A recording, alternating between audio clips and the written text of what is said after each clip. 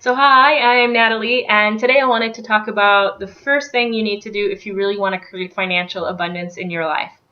And it really, I'm not talking about just asking for it and wishing for it.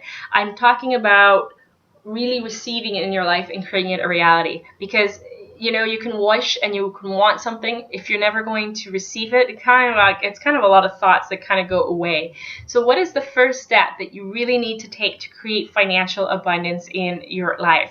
And in my 7 steps of manifesting, it's called knowing what you want, but it's about deciding what you want. And when it comes to financial abundance, most of us haven't really decided that we want financial abundance.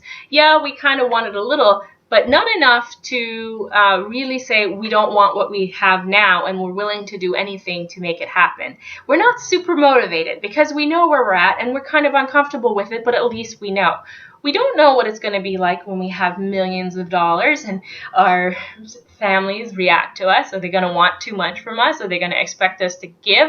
Are we still going to have control over our life? Are we, what's going to happen? We don't know. And these stories go on inside your head, whether you like it or not. And maybe you'll be evil if you're rich. So there's all kinds of things that really kind of scare us from that. So you really need to start getting clear on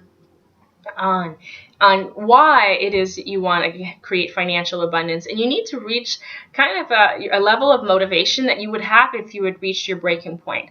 And I'm talking about the sort of breaking point that has you done in the dumps. Maybe they repossess your house, you lost your house, you're living on the street, and you're like, I'm no longer willing to accept this. This has to change, and I'm willing to do whatever it takes to figure it out. And your motivation becomes super easy. And when you can do that, then taking action becomes easy. I like to compare this to me the first time I had to lose weight, or actually I didn't have to, I just chose to.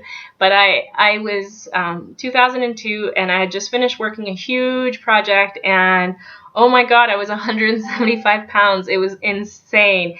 And I stepped on the scale and I went, oh my God, I can't believe this is it. I had reached a breaking point. I ran to the bookstore, found a book that I liked, and did it and lost the weight. It was easy. Next time I gained weight, not so easy to do weight. My motivation was gone. And it's the same thing. When you don't have enough motivation to do something, then your focus goes away. And doing things to create financial abundance or manifest whatever else you desire, it's not so easy to do.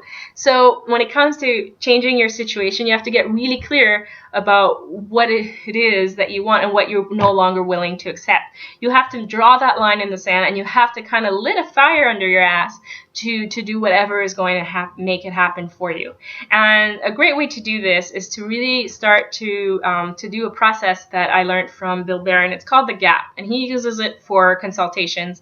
And he says that in order to get really clear and to be able to make a decision, you have to be able to feel it. And if you can't feel it, you're going to stay confused about it.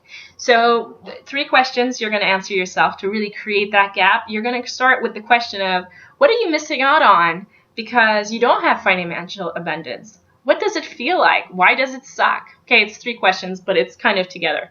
And you're going to list out all the reasons, and you're going to get really clear. And maybe you can answer these to a friend, and you can do the same for a friend and kind of do an exchange, right? The second question is, what would you do if you had financial abundance? What would that feel like? Oh, what would be awesome about that? And you start to list out all the good things that come, and you start to go from a low to a high, and you create that gap, and you get really clear that this is where you're at, this is where you want to be. And then you ask yourself the question, what happens if nothing changes? And when you're doing that, you're creating this little wave. And when you're doing that, you're creating a really big clarity between where you're at now, where you're not, where you want to be. And it becomes easier to make that decision and draw the line in the sand. And the last step to this exercise is to take a piece of paper and draw a line and say, this is where I'm at, this is where I want to be, and this is what I want, and I'm willing to do anything that it takes to make it happen. Make a commitment for yourself. And I'm going to be doing this afternoon for myself.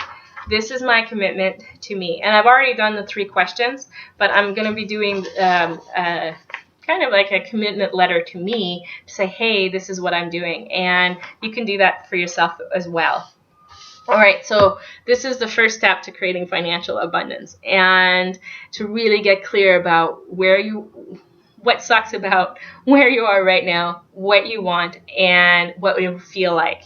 Forget about how, just feel the process, and then make a commitment to yourself to actually make it happen.